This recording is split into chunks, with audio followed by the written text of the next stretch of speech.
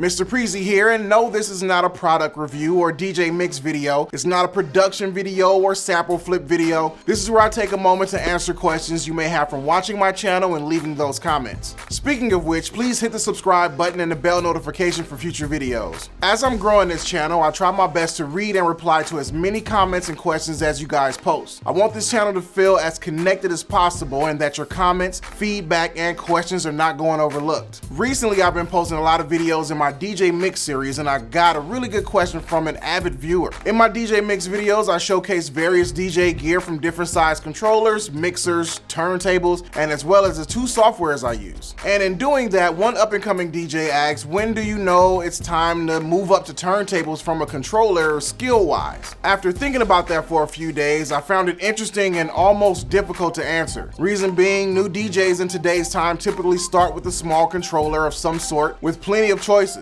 Whereas I started with turntables because there were literally no other options.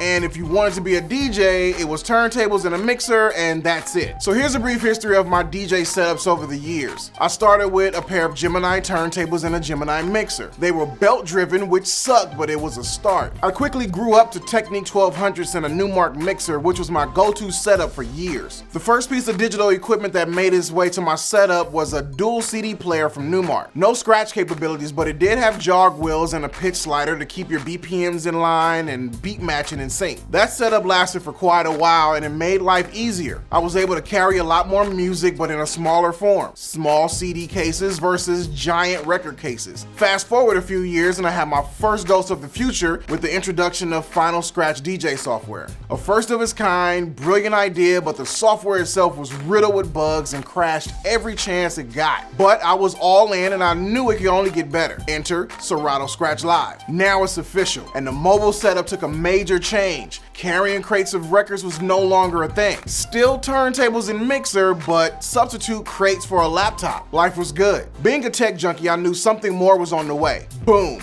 A DJ controller. Most of my DJ friends did not even want to attempt to mess with a controller, but again, I was all in. My first controller was the Vestex VCI 300. I love that thing. Small enough to fit in a backpack and still using the same game-changing Serato. And now, for the first time, I can leave my turntables at home. The early controllers still had some refinement to go through, but they were solid. I had all the confidence to use them at major gigs from the jump. And fast forward to now, where I will grab a controller before my turntables on any given day. I give you that history because the question was posed, how do you know when you have the skills to go from a controller to turntables, when my personal route was from turntables to controllers? There are so many choices and pro options nowadays that turntables doesn't necessarily have to be the end goal. However, when you feel as if your skills are to a point where your gear is slowing you down, then it's time to level up. Whether that's Technic 1200s, a larger controller, or embrace the tech to the fullest and go for the digital turntables like the Rain 12s. It's the best of both worlds.